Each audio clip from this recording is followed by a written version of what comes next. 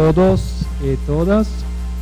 Quiero agradecer a los organizadores de la invitación. Hace 3 años que yo estuve acá en el congreso que mencionó doctor Ricardo. Cultivar la humanidad desde el papel de la docencia en las facultades de medicina. Mientras que vivimos, ya que estamos entre los seres humanos, cultivemos nuestra humanidad, dice Séneca en su libro sobre la ira.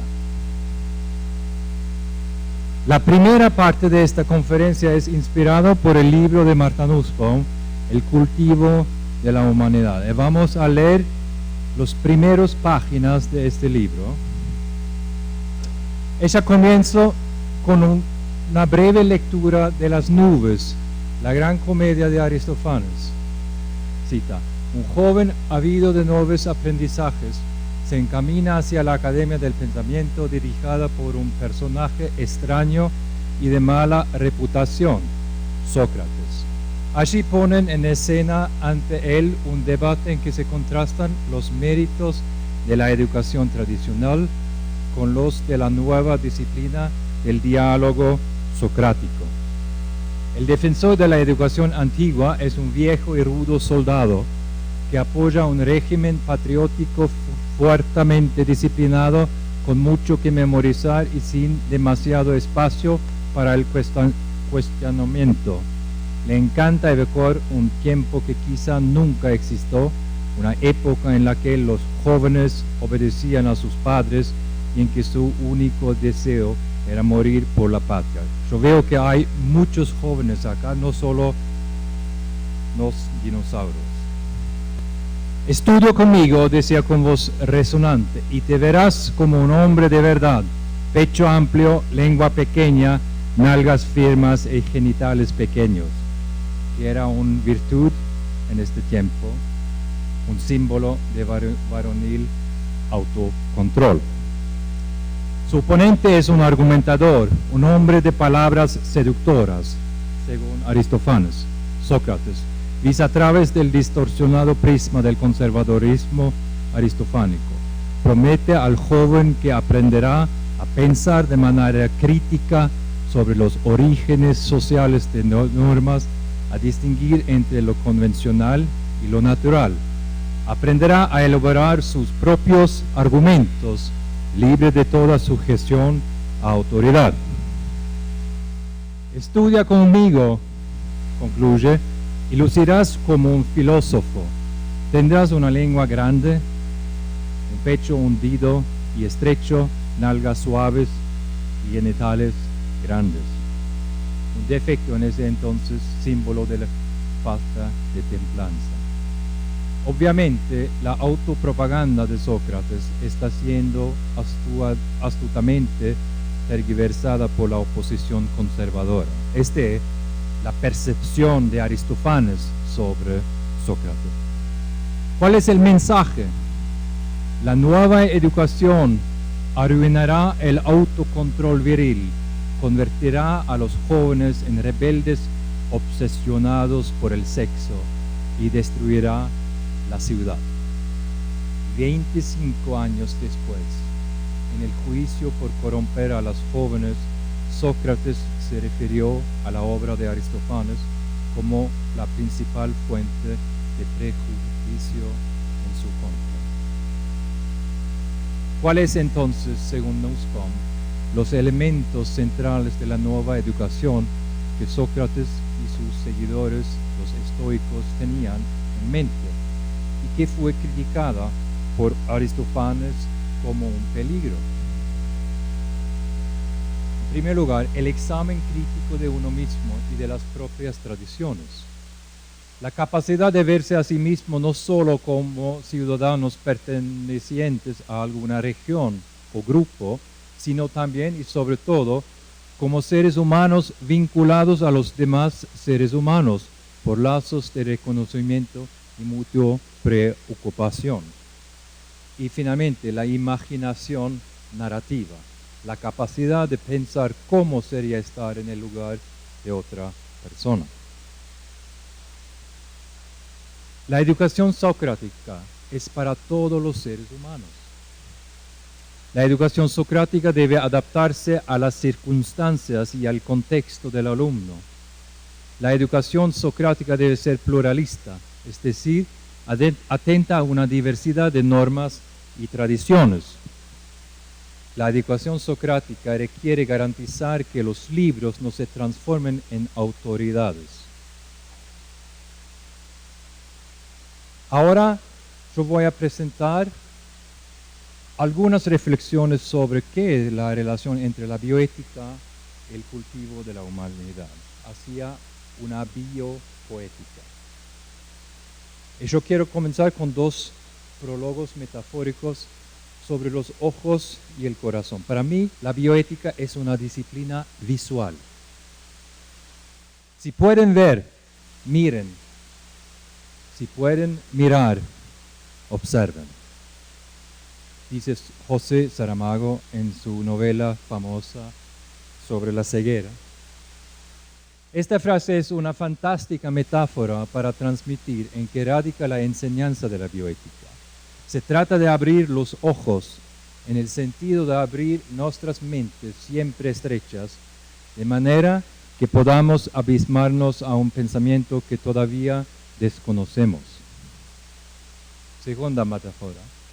Para que los argumentos sean realmente efectivos, dice Martha Nussbaum, tienen que ser capaces de cambiar el corazón. Esta frase hermosa deja en claro que el discurso ético no es una actividad solamente cognitiva. Se necesita algo más para realizar una persuasión moral. Una pregunta didáctica. ¿Cómo tendríamos que concebir la relación entre el maestro de bioética y sus alumnos?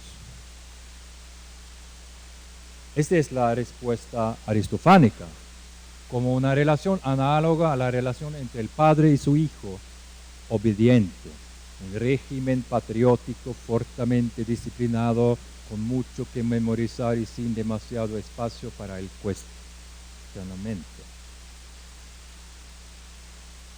Estas son dos respuestas alternativas socráticas.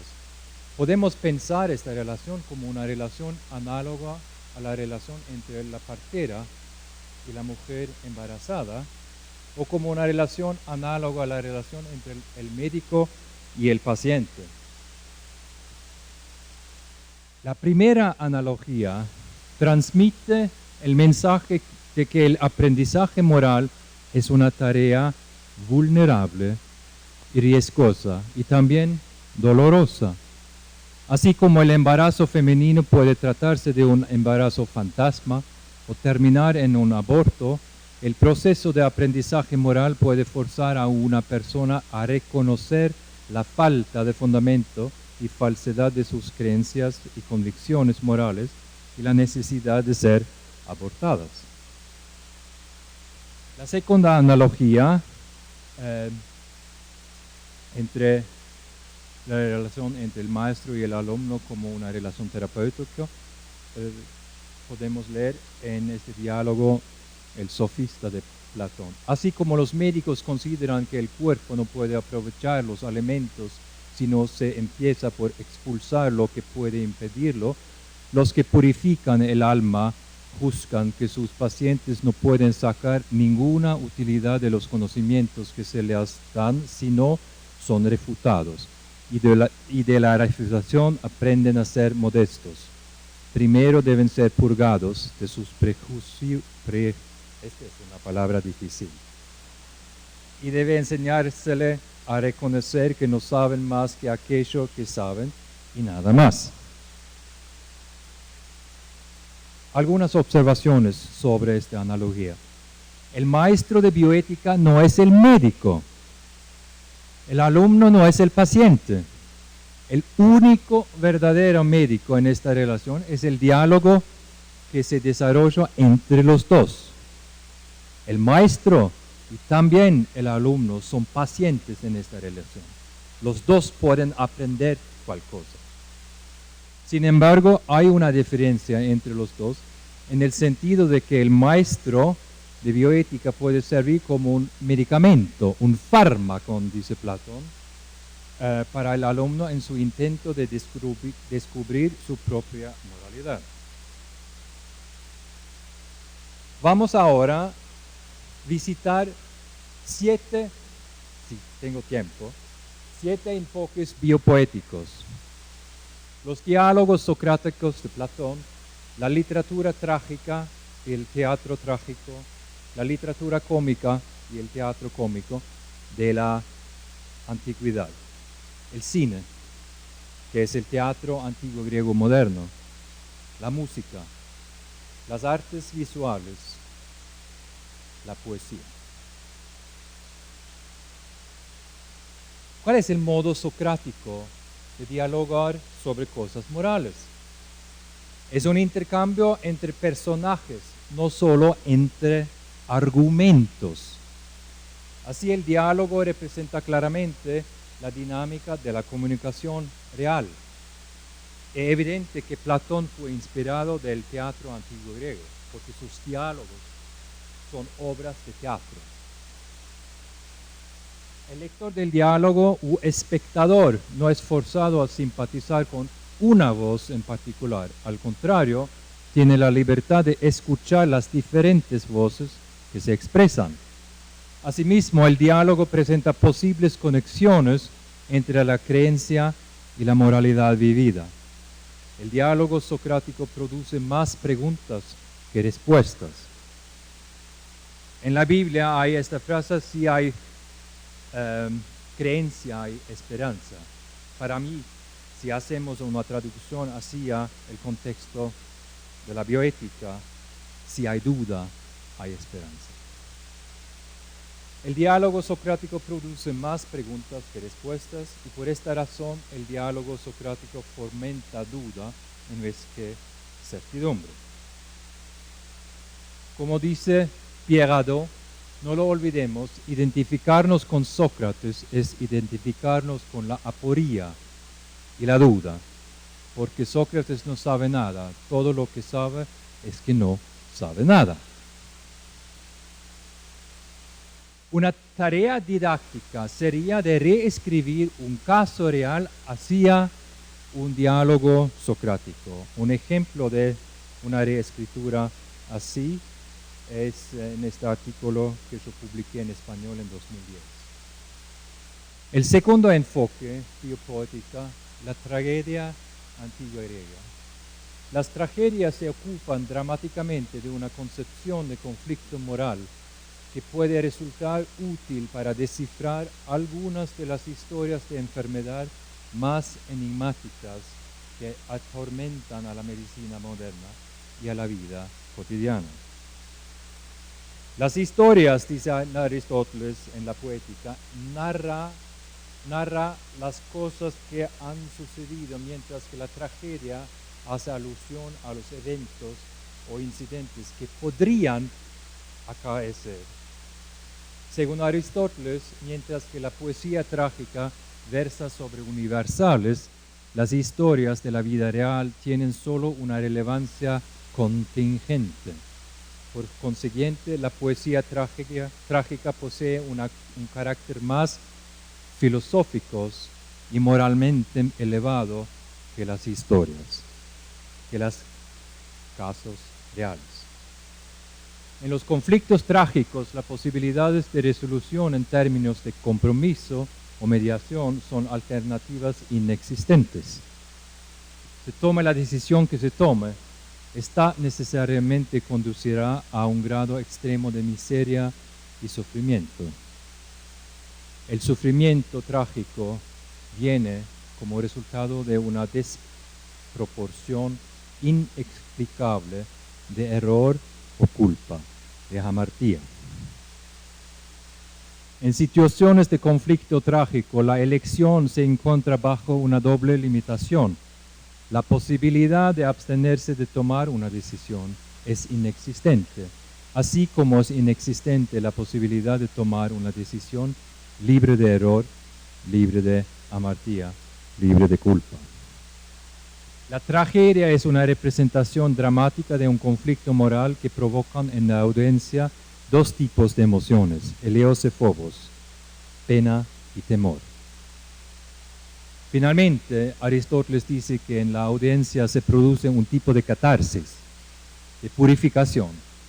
Existen miles de trabajos que intentan dilucidar qué quiso decir Aristóteles con catarsis. Se trata de una purificación intelectual, emocional, somática, estética, o es una especie de purificación que tiene lugar en todos estos niveles a la vez. Para mí, el concepto de catarsis es un concepto que para mí describe qué es el fin de la enseñanza de la bioética. Yo creo que está relacionado con diferentes formas de purificación: cognitivo, emocional, estético, somático, o una mezcla de estas diferentes formas de purificación. La medicina está llena de situaciones trágicas, de situaciones que provocan pena y temor, situaciones llenas de posibilidades de amartía, de error y culpa. La priorización en el sistema de salud, el ámbito donde se toman decisiones respecto de cómo distribuir el presupuesto de salud y los recursos de salud, es un ejemplo de un macro problema en todos los países en el mundo, y es un problema que, según Aristóteles, es un problema trágico. Sea cual fuera la decisión que las autoridades de la salud adopten, existirá un grupo de pacientes que se sentirá profundamente abandonado, para los cuales la decisión será objetable. Es un tema trágico porque no existen suficientes recursos para satisfacer todas las necesidades. Y aún así las autoridades deben adoptar una medida, tomar una decisión. De allí que este ejemplo se presenta como un problema trágico moderno. No existe una solución limpia y clara. No existe la solución que haga feliz a todo el mundo. No existe solución sin consecuencias de déficit para alguna de las partes. Y además, no existe una solución libre de culpa, y al mismo tiempo se está forzado a tomar una decisión. En otras palabras, no existe posibilidad alguna de eludir la toma de decisión. No es posible abstenerse, y cualquiera sea la alternativa que se adopte, se incurre en error o culpa, en amartía. Una parte del escenario moral, este es el mensaje principal que transmite las tragedias griegas. Una parte del escenario moral permanecerá en penumbras, en una zona gris, en un crepúsculo. El optimismo teórico es dominante en la bioética contemporánea. La creencia de que es posible desarrollar una teoría que pueda iluminar el terreno moral de manera completa. Este es un sueño, no la realidad.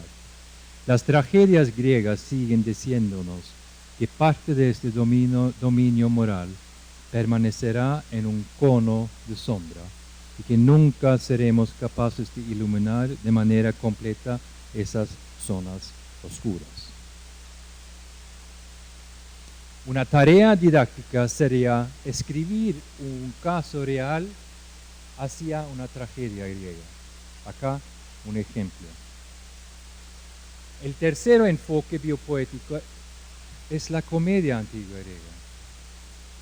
¿Cuál es la relación entre la comedia y la medicina? Vamos a ver. Parafraseando a Aristóteles, mientras que el héroe trágico se muestra como moralmente un poco superior al ciudadano común, alguien a quien admirar, lo contrario es el caso de la figura cómica, evidenciado por el efecto emocional que el destino de la figura cómica tiene sobre los espectadores. No es un efecto que encarne los sentimientos dolorosos de pena y temor, sino una que apunta a una dirección emocional distinta, apunta a la indignación, a la risa y al ridículo. De esta manera se hace claro que el héroe cómico puede tener el rol de paradigma moral, aunque de una manera distinta al de la figura trágica, en el sentido que le da al espectador la posibilidad de verse como alguien con una moralidad superior a la que emana de la figura cómica. El efecto terapéutico de ambas formas de reflejarse es una suerte de catarsis, purificación en relación a las emociones que suscitan, sean de pena o de temor, la tragedia pura, o indignación, risa y ridículo, la comedia pura, o alguna otra combinación de estas emociones conflictivas, obras de teatro que contienen elementos de tanto cómicos como trágicos. La comedia habla de las cosas íntimas. Ahora hablamos de las comedias de Aristófanes, de las cosas íntimas en nuestra vida, de las que no podemos hablar abiertamente: la envidia, la frigidez, la impotencia, la defecación y orinas, la fealdad y otras cosas vergonzosas. Son formas de dolor, sufrimiento y pérdida de placer que pueden evocar risa y ridículo en los espectadores que están afuera y en una distancia a salvo de la situación. Pero para los pacientes que sufren estas situaciones, estos son cosas tremendamente serias. La primera cosa que no funciona después una hospitalización, después una operación, es exactamente estas cosas vergonzosas: la caca y las otras cosas íntimas. Dos ejemplos médicos: cáncer de mama y cáncer de próstata. Debido a los avances en la detección y el tratamiento precoz, el número de sobrevivientes de cáncer de próstata y de mama han aumentado notablemente.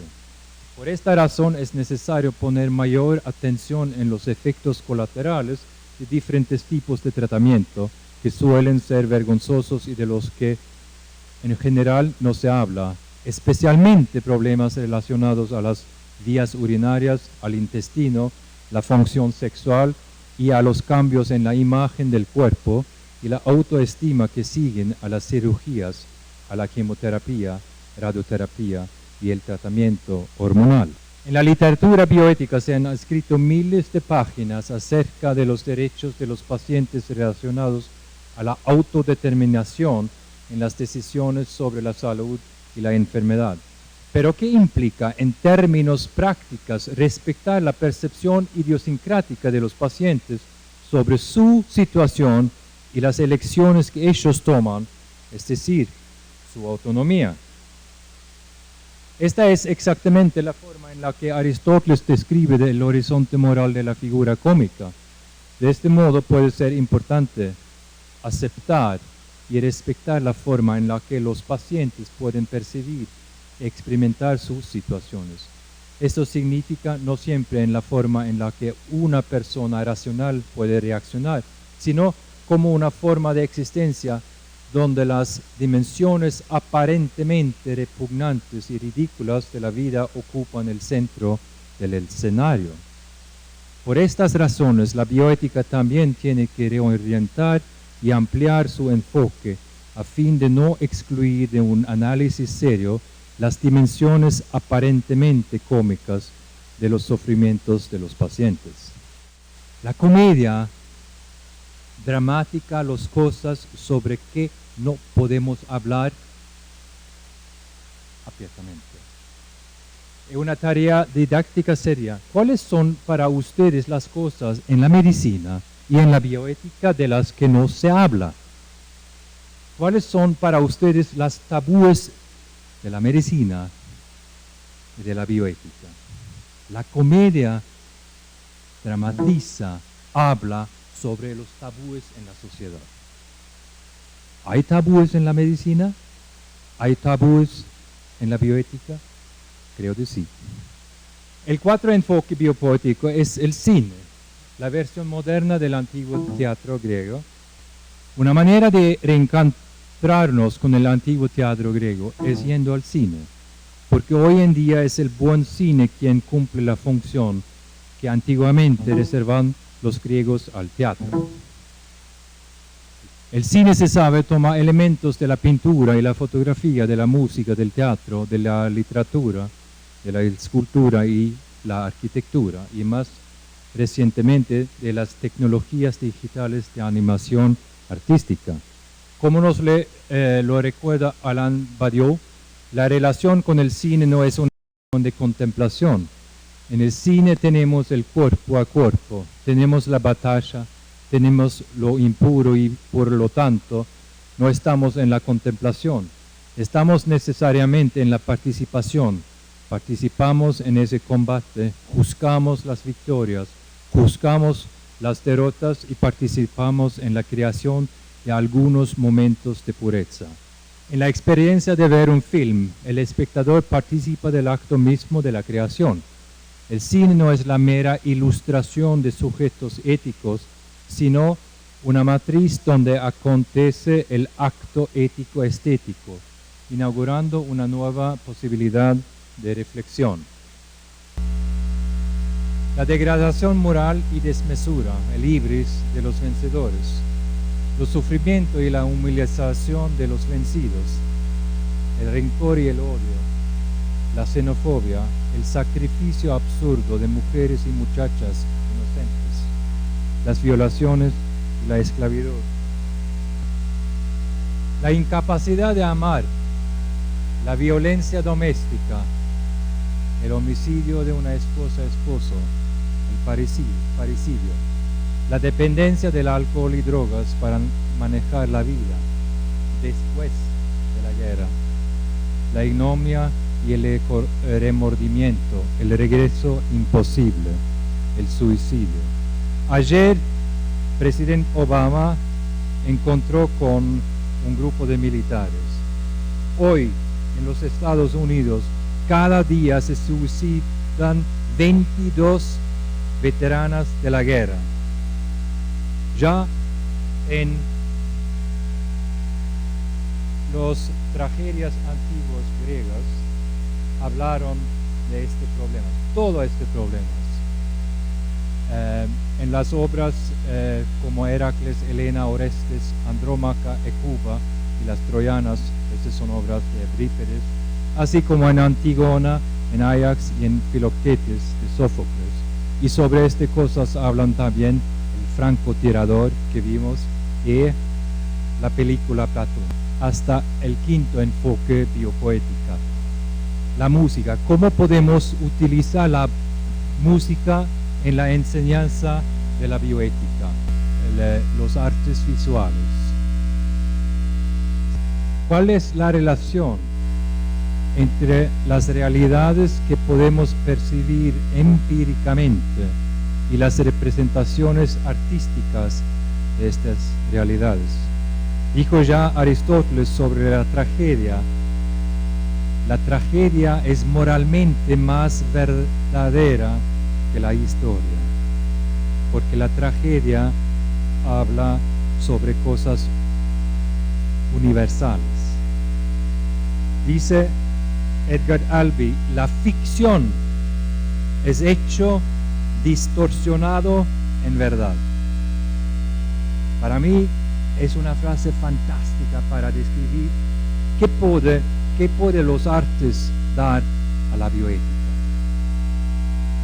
Los artes pueden dar a la bioética una visualización, una autovisualización de los desafíos de la bioética, que en muchas veces son más verdaderos que la documentación empírica. Estos son dos cuadros sobre la enfermedad en jóvenes. Son dos cuadros de dos pintores noruegos, Edvard Munch a la derecha y Christian Krogh a la izquierda. Esta es una foto sobre una niña enferma. ¿Cuál representación es el bioéticamente más verdadero?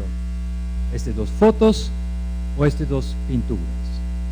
Este es un cuadro sobre un niño muerto. Esta es una fotografía sobre dos niños muertos. Este es un cuadro de Munch sobre una joven muerta. Nuevo, una fotografía. ¿Cuáles de estas dos diferentes representaciones del muerto de un niño hablan más? ¿La pintura o las fotos? Este es un ejemplo, es una pintura de un niño, no un niño en la calle, sino un niño en la playa. Y a derecha de él, ¿qué es? Es una representación artística de este niño que falleció el año pasado en una playa en Turquía, un refugiado. Tercer ejemplo, estamos ahora en Colombia, Botero, su representación de los crímenes terribles en Abu Ghraib. Esta es una fotografía hecha de uno de los soldados, uno de los violadores. Y mi pregunta, ¿cuál representación es bioéticamente la representación más verdadera? ¿La documentación fotográfico, empírico o la representación artística? Esta es una pintura famosa de